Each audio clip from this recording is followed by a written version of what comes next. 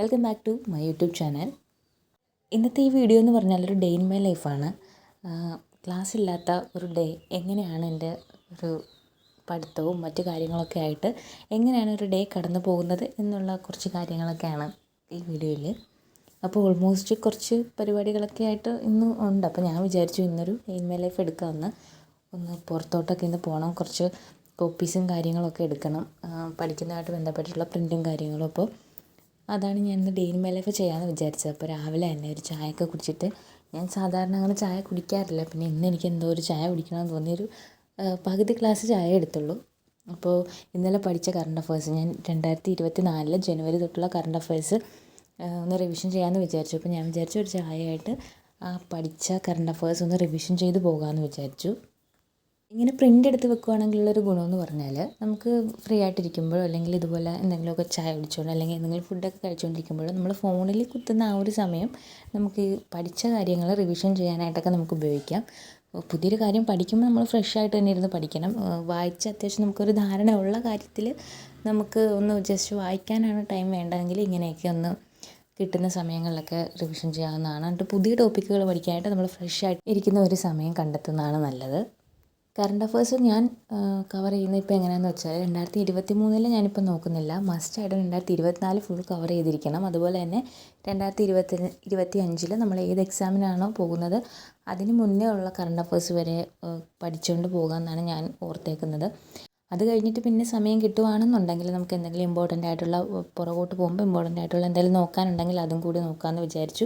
2023 current affairs നോക്കി ആരും സമയം കളയണ്ട.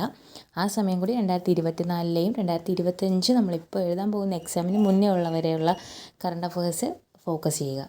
അപ്പോൾ ഞാൻ രാവിലെ എണീറ്റ് ബ്രേക്ക്ഫാസ്റ്റ് കഴിക്കുന്ന കൂട്ടത്തിൽ ഞാൻ വിചാരിച്ചു ഇന്ന് ഞാൻ പഠിക്കാനായിട്ട് പുതിയൊരു ടോപ്പിക് എടുത്ത് വെച്ചിട്ടുണ്ട്. അത് MT വാസുദേവൻ നായർ ആ ഒരു ടോപ്പിക്കാണ്. അപ്പോൾ ആ ഒരു കഴിക്കുന്ന ടൈമിൽ ഞാനൊന്ന് ജസ്റ്റ് ഓടിച്ച് വായിച്ചു. എന്താണ് ഏതാണെന്നുള്ളൊരു ധാരണ ഉണ്ടെങ്കിൽ നമുക്ക് പഠിക്കാൻ എളുപ്പമായിരിക്കുമല്ലോ. ഒന്ന് ഓടിച്ച് വായിച്ചു കഴിഞ്ഞാൽ നമ്മൾ പിന്നീട് പഠിക്കുമ്പോൾ ആ വായിച്ച ഒരു ഓർമ്മ നമുക്ക് കിട്ടും. അപ്പോൾ ഞാനതൊന്ന് ഓടിച്ച് കുറച്ച് കാര്യങ്ങൾ ഇമ്പോർട്ടൻ്റ് ആയിട്ടുള്ളതൊക്കെ വായിച്ചു. ഇതിന് മുന്നേ ഞാൻ ഒരു വട്ടം ഒരു നോട്ടിൽ കുറച്ച് ഇമ്പോർട്ടൻ്റ് ആയിട്ടുള്ള കാര്യങ്ങളൊക്കെ എഴുതി വെച്ചിട്ടുണ്ടായിരുന്നു. അപ്പോൾ അതുകൊണ്ടൊരു ചെറിയ ധാരണയുണ്ട്. അതുകൂടാതെ വേണ്ട കാര്യങ്ങളൊക്കെ ഒന്നുകൂടി ഞാൻ വായിച്ച് നോക്കണം. അപ്പോൾ ഞാൻ ഇന്ന് എന്തായാലും ഈ ഒരു പോർഷൻ കംപ്ലീറ്റ് ചെയ്യണം എന്നാണ് വിചാരിച്ചേക്കുന്നത്. ഇത് ഭയങ്കര ഇമ്പോർട്ടൻ്റ് ആയിട്ടുള്ളൊരു കാര്യമാണ്. ഇനി വരുന്ന എക്സാംസിനൊക്കെ ഉറപ്പായിട്ടും ചോദിക്കുന്നതാണ്. പ്രശസ്തരായിട്ടുള്ള ഒരുപാട് ആൾക്കാരുടെ വിയോഗങ്ങളൊക്കെ ഇപ്പോൾ നമ്മൾ കുറേയേറെ PSC ചോദിച്ചു കഴിഞ്ഞു. ഇനിയും ഉറപ്പായിട്ടും ചോദിക്കും. മൻമോഹൻ സിംഗ്, MT വാസുദേവൻ നായർ, ഇതൊന്നും നമ്മൾ ഒരിക്കലും വിട്ട് കളയരുത്. കാരണം അവിടുന്ന് സ്റ്റേറ്റ്മെൻ്റ് ആയിട്ടോ അല്ലെങ്കിൽ വൺ വേർഡ് ആയിട്ടോ എങ്ങനെ വേണേലും ക്വസ്റ്റ്യൻസ് പ്രതീക്ഷിക്കാം. കാരണം അത്രയും ഇമ്പോർട്ടൻ്റ് ആയിട്ടുള്ള ആൾക്കാരാണ് അവരൊക്കെ. അപ്പോൾ അതൊക്കെ നമ്മൾ പോർഷൻ ഉറപ്പായിട്ടും കവർ ചെയ്യണം, റിവിഷൻ ചെയ്യണം. അതുപോലെ ഒരുപാട് പേര് ചോദിക്കുന്നുണ്ടായിരുന്നു സിസ്റ്റമാറ്റിക്കായിട്ട് നമ്മളൊരു കൺസിസ്റ്റൻ്റായിട്ട് എങ്ങനെയാണ് ഇത് പഠിക്കുന്നതെന്ന്. ഞാൻ പറയുന്നത് അതിന് നമ്മൾ ആദ്യം ഒരു ടൈം ടേബിൾ, വലിയൊരു ടൈം ടേബിളൊന്നും സെറ്റ് ചെയ്യേണ്ട. തലേ ദിവസം പിറ്റേ ദിവസം പഠിക്കാനുള്ള രീതിക്കൊരു ടൈം ടേബിൾ തലേ ദിവസം കിടക്കുന്നതിന് മുന്നേ സെറ്റ് ചെയ്ത് വെക്കുക. എന്തായാലും നമ്മൾ പിറ്റേ ദിവസം കിടക്കുന്നതിന് മുന്നേ ആ എഴുതി വെച്ച അത്രയും ടൈം ടേബിൾ അത്രയും നമ്മൾ കംപ്ലീറ്റ് ചെയ്തിട്ടേ നമ്മൾ ഉറങ്ങുമെന്നൊരു തീരുമാനം എടുക്കണം. നമ്മളെക്കൊണ്ട് പറ്റുന്നത് മാത്രം ആ ടൈം ടേബിൾ ഉൾപ്പെടുത്തിയാൽ മതിയാവും. വാരി വലിച്ച് നമ്മളെക്കൊണ്ട് പറ്റാതെ അല്ലെങ്കിൽ അത് കംപ്ലീറ്റ് ചെയ്യാൻ പറ്റാത്ത രീതിയിൽ ഒരു ടൈം ടേബിൾ സെറ്റ് ചെയ്യരുത്. ചിലപ്പോൾ 1-2 ടോപ്പിക്ക് നമുക്ക് കവർ ചെയ്യാൻ പറ്റുള്ളായിരിക്കും. അപ്പോൾ അത് മതി. ആ 1-2 ടോപ്പിക്ക് ടൈം ടേബിളിൽ ഉൾപ്പെടുത്തുക, അത് നല്ലപോലെ കംപ്ലീറ്റ് ചെയ്യുക, പഠിക്കുക. അങ്ങനെ ചെയ്താൽ മതി. അങ്ങനെ നമ്മൾ പതിയെ പതിയെ മുന്നോട്ട് പോകുമ്പോഴേക്കും ആ 2 എന്നുള്ളത് 3 ആക്കുക, 4 ആക്കുക. അങ്ങനെ ഒരു ദിവസം എണീറ്റ് വരുമ്പോൾ നമ്മൾ ടൈം മാനേജ്മെൻറ്റ് എന്ന് പറയുന്നത് വളരെ ഇമ്പോർട്ടൻ്റ് ആണ്. ഇത്ര മണിക്കുള്ളിൽ നമുക്ക് എന്തെങ്കിലും വേറെ പരിപാടികളോ കാര്യങ്ങളോ ഉണ്ടെങ്കിൽ അതെല്ലാം തീർത്തിട്ട് ഇത്ര മണിക്ക് നമ്മൾ പഠിക്കാനിരിക്കും, ഇത്ര മണിക്കുള്ളിൽ നമ്മൾ ഈ പോർഷൻസ് കവർ ചെയ്യും. അങ്ങനെയൊക്കെ നമ്മൾ ചിന്തിച്ച് കാൽക്കുലേറ്റ് ചെയ്തിട്ട് വേണം നമ്മൾ പഠിക്കാനായിട്ടിരിക്കാൻ. അപ്പോൾ ഞാൻ വിചാരിച്ചിരിക്കുന്നത് എനിക്ക് കുറച്ച് പരിപാടികളൊക്കെ ഉണ്ട്. ഞാനിപ്പോൾ ചിലപ്പോൾ എനിക്ക് ഇന്നിങ്ങനെ എല്ലാം കംപ്ലീറ്റ് ചെയ്തിട്ട് പഠിക്കാനിരിക്കാനാണെങ്കിൽ ഞാൻ അങ്ങനെ ചെയ്യാറുണ്ട്. അല്ലെന്നുണ്ടെങ്കിൽ ചിലപ്പോൾ എനിക്ക് പഠിക്കാനുള്ളൊരു മൈൻഡ് ആണെങ്കിൽ ഞാൻ ഇതെല്ലാം പിന്നത്തേക്ക് വെച്ചിട്ട് ആദ്യം പഠിക്കാനിരിക്കും. അപ്പോൾ മുന്നേ വായിച്ച് നോക്കിയ ആ ഒരു പ്രിൻ്റാണിത്. ഞാനത് ജസ്റ്റ് ഒന്ന് ഓടിച്ച് വായിച്ച് നോക്കിയാണ് ഫുഡ് കഴിക്കുന്ന സമയത്ത്. അപ്പോൾ ഇപ്പോൾ ഞാനത് ഡീപ്പായിട്ടൊന്ന് നല്ലപോലെ വായിച്ച് പഠിക്കാമെന്ന് വിചാരിച്ചു. വളരെ ഇമ്പോർട്ടൻ്റ് ആയിട്ടുള്ളൊരു ടോപ്പിക്കാണ് ഈ MT വാസുദേവൻ നായർ എന്ന് പറയുന്നത്. ഉറപ്പായിട്ടും എക്സാംസിന് ഒരു വട്ടമല്ല ഒരുപാട് തവണ ചോദിക്കും ഇനി വരുന്ന എക്സാംസ്. അപ്പോൾ അദ്ദേഹത്തിൻ്റെ പ്രധാനപ്പെട്ട കൃതികൾ, അതുപോലെ അദ്ദേഹത്തിന് കിട്ടിയ അവാർഡുകൾ, ജനിച്ചത് മരിച്ചത് എല്ലാം നമ്മൾ വളരെ ഇമ്പോർട്ടൻ്റ് ആയിട്ട് തന്നെ വ്യക്തമായിട്ട് മറന്നു പോകാതിരിക്കാനായിട്ട് കണ്ടിന്യൂസ് ആയിട്ട് അത് വായിച്ച് റിവിഷൻ കൊടുത്ത് പോകണം. അത്രയും ഇമ്പോർട്ടൻ്റ് ആയിട്ടുള്ളൊരു ടോപ്പിക്കാണിത്. ഒരു കാര്യം നമ്മൾ ഒന്നിലേറെ തവണ കണ്ടിന്യൂസ് ആയിട്ട് വായിക്കുമ്പോൾ ആ കാര്യം ഓട്ടോമാറ്റിക്കായിട്ട് നമ്മുടെ മെമ്മറിയിൽ അത് സേവ് ആകും. അപ്പോൾ പിന്നെ നമുക്കത് ആദ്യം എടുത്ത എഫേർട്ടിൽ വായിക്കേണ്ട കാര്യമൊന്നുമില്ല. പിന്നീട് നമുക്കത് ജസ്റ്റ് റിവിഷൻ ചെയ്യുക അല്ലെങ്കിൽ വായിച്ച് വിടുക, ആ ഒരു മെത്തേഡ് ഉപയോഗിച്ചാൽ മതിയാകും. നമ്മൾ എത്രത്തോളം ഒരു ടോപ്പിക്കിലൂടെ കണ്ടിന്യൂസ് ആയിട്ട് കടന്നു പോകുന്നോ അതിനനുസരിച്ച് ആ ഒരു ഏരിയ എന്ന് പറയുന്നത് നമ്മുടെ സേഫ് സോൺ ആകുകയാണ്. നമുക്ക് ഏറ്റവും പാടുള്ളൊരു ടോപ്പിക് ആയിക്കോട്ടെ, നമ്മൾ കണ്ടിന്യൂസ് ആയിട്ട് അത് വായിക്കുക, റിവിഷൻ കൊടുക്കുക, കണ്ടിന്യൂസ് ആയിട്ട് നമ്മളത് ചെയ്ത് വരുമ്പോഴേക്കും നമ്മളുടെ കുറച്ച് വീക്കായിട്ടുള്ള ഏരിയ എന്ന് പറയുന്നത് നേരെ നമ്മളുടെ ഏറ്റവും സ്ട്രോങ് ആയിട്ടുള്ള ഒരു ഏരിയ ആയിട്ട് മാറും. എവിടെ നിന്ന് ചോദിച്ചാലും നമുക്ക് ആൻസർ കിട്ടണം എന്ന രീതിയിൽ തന്നെ നമ്മൾ ഏതൊരു പോർഷൻ എടുത്താലും കംപ്ലീറ്റ് ചെയ്യണം, വായിക്കണം, കവർ ചെയ്യണം. അപ്പോൾ ആ ഒരു ടോപ്പിക് എന്തായാലും ഞാൻ ഏകദേശം വിചാരിച്ച പോലെ തന്നെ ഞാനത് കംപ്ലീറ്റ് ചെയ്തിട്ടുണ്ട്. പിന്നെ കുറച്ച് പരിപാടികൾ എനിക്കുണ്ടായിരുന്നു. അപ്പോൾ ഞാൻ വിചാരിച്ചു എന്തായാലും അത് കംപ്ലീറ്റ് ചെയ്ത് കഴിഞ്ഞിട്ട് ഇനി എന്തും ചെയ്യാമെന്ന് വിചാരിച്ചു. ഞാൻ അങ്ങനെ അതിനുശേഷം എനിക്ക് കുറച്ചുകൂടി പരിപാടി ഞാനത് കംപ്ലീറ്റ് ചെയ്യാമെന്ന് വിചാരിച്ച് ഇങ്ങ് വന്നു. അപ്പോൾ കുറച്ച് പാത്രങ്ങളൊക്കെ കഴുകാനുണ്ടായിരുന്നു. അപ്പോൾ എനിക്കിത് കഴുകിയിട്ട് ഞാൻ അടുത്തൊരു ടോപ്പിക് എടുത്ത് വെച്ചിട്ടുണ്ട്. മുന്നേ പഠിച്ച ഒരു ടോപ്പിക്കാണ് ബഡ്ജറ്റ് എന്ന് പറഞ്ഞിട്ട്. അപ്പോൾ എന്തായാലും അതൊന്ന് റിവിഷൻ കൊടുക്കണം. എന്തായാലും ഞാൻ ആ റിവിഷൻ ചെയ്യാനായിട്ട് നമ്മൾ വേറെ ഏതെങ്കിലും വലിയൊരു ടോപ്പിക് എടുത്ത് പഠിക്കാനിരിക്കുന്ന ടൈം അതിന് യൂസ് ചെയ്യത്തില്ല. എന്തെങ്കിലും നമ്മൾ ഫ്രീ ആയിട്ടിരിക്കുന്ന ഒരു സമയം, കാരണം നമ്മൾ പഠിച്ചു വന്ന ടോപ്പിക്കാണല്ലോ. അപ്പോൾ അതിന് നമ്മൾ ആദ്യം എടുത്ത എഫേർട്ടിൽ ആ സമയം അത്രയും വേണ്ട, ഒരു 5-10 മിനിറ്റ് മതിയാകുമല്ലോ നമുക്ക് പഠിച്ച കാര്യങ്ങൾ ഒന്നുകൂടി വായിക്കാനായിട്ട്.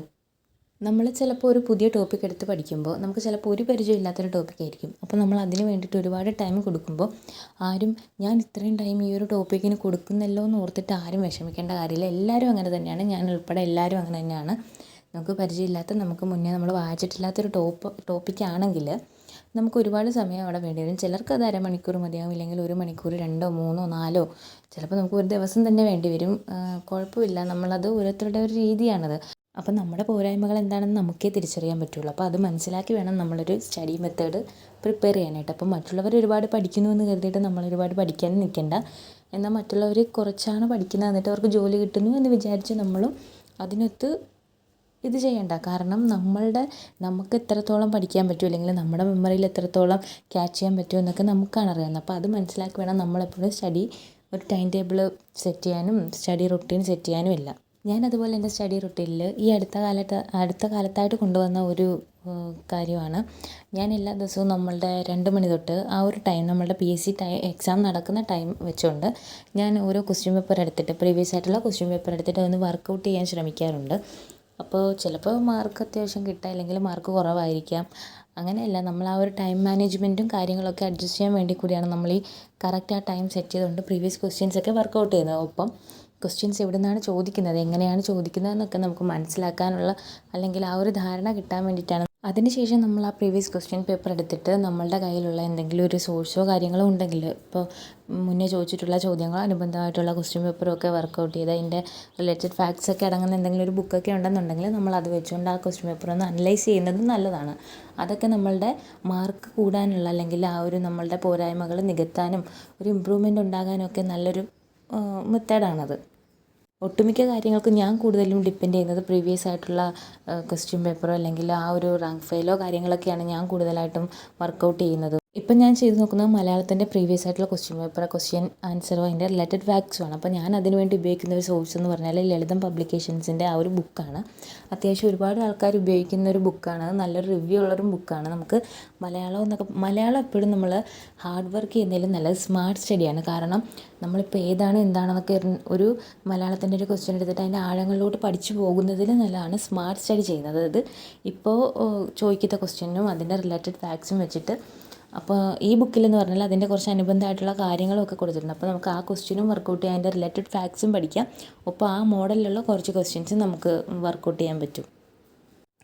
അതുപോലെ തന്നെ സ്കൂൾ ടെക്സ്റ്റ് പഠിക്കാനാണെങ്കിൽ ഞാൻ ഉപയോഗിക്കുന്നത്, എൻ്റെ കയ്യിൽ SSCRTയുടെ ഓൾമോസ്റ്റ് കുറച്ച് ടെക്സ്റ്റും കാര്യങ്ങളൊക്കെ ഉണ്ട്. അപ്പോൾ ഞാൻ അതും വെച്ച് വർക്കൗട്ട് ചെയ്തതിന് ശേഷം ഓരോ ചാപ്റ്റർ പഠിച്ചതിന് ശേഷം എൻ്റെ കയ്യിലൊരു PSCയുടെ ക്വസ്റ്റ്യൻസ് ആഡ് ചെയ്തിട്ടുള്ള ഒരു ചാപ്റ്റർ വൈസ് ക്വസ്റ്റ്യൻ ആഡ് ചെയ്തിട്ടുള്ളൊരു ബുക്കുണ്ട്. ഞാൻ ആ ബുക്ക് എടുത്തിട്ട് ഒരു ചാപ്റ്റർ പഠിച്ചിട്ട് അത് എത്രത്തോളം നമുക്ക് മനസ്സിലാക്കി നമ്മൾ പഠിച്ചു എന്ന് നമുക്ക് തന്നെ ഒരു തിരിച്ചറിവ് ഉണ്ടാകാനായിട്ട് ഈ ഒരു ബുക്കിലെ ക്വസ്റ്റ്യനും ആൻസറും ഒക്കെ ചെയ്ത് നോക്കിയ ഒരു ധാരണ കിട്ടും. അപ്പോൾ ഞാൻ അതിൻ്റെ സ്റ്റേറ്റ്മെൻ്റ് ആയിട്ടും വൺ വേർഡ് ആയിട്ടും ഒക്കെ PSC ചോദിക്കുന്ന രീതിക്ക് തന്നെയാണ് ഈ ബുക്ക് റെഡിയാക്കിയേക്കുന്നത്. അപ്പോൾ ഞാൻ ഒരു ചാപ്റ്റർ നമ്മളുടെ സ്കൂൾ ടെക്സ്റ്റിൽ ഓരോ ചാപ്റ്ററും പഠിച്ചതിന് ശേഷം ഞാൻ ഈ ബുക്ക് എടുത്തിട്ട് നമ്മളുടെ നിലവാരം മനസ്സിലാക്കാൻ വേണ്ടിയിട്ടാണ് ഞാൻ ആ ഒരു മെത്തേഡ് യൂസ് ചെയ്യുന്നത്. PSC പഠിക്കുന്ന എല്ലാ ഉദ്യോഗാർത്ഥികളോടും എനിക്ക് തരാനുള്ളൊരു അഡ്വൈസ് എന്ന് പറഞ്ഞാൽ നമ്മൾ ഏത് എക്സാമിനാണോ ഫോക്കസ് ചെയ്യുന്നത് അത് ആദ്യം തീരുമാനിക്കുക. ദെൻ അതിൻ്റെ സിലബസ് എടുത്തിട്ട് ഓരോ ടോപ്പിക്ക് വീതം മാർക്ക് ഡിസ്ട്രിബ്യൂഷൻ്റെ അടിസ്ഥാനത്തിൽ നമ്മൾ സിലബസ് തീർത്ത് വരിക. അപ്പോൾ നമുക്ക് ഒരു എക്സാമിന് വേണ്ടി നമ്മൾ പ്രിപ്പയർ ചെയ്യുമ്പോൾ ആ ലെവലിലുള്ള ഒരുപാട് എക്സാംസും നമുക്ക് ക്രാക്ക് ചെയ്യാൻ പറ്റും. അപ്പോൾ ഇതൊക്കെയാണ് എൻ്റെ ഒരു ഡേ ഇൻ മൈ ലൈഫ്. അപ്പോൾ അടുത്തൊരു വീഡിയോ ആയിട്ട് കാണും വരേക്കും എല്ലാവർക്കും ബൈ.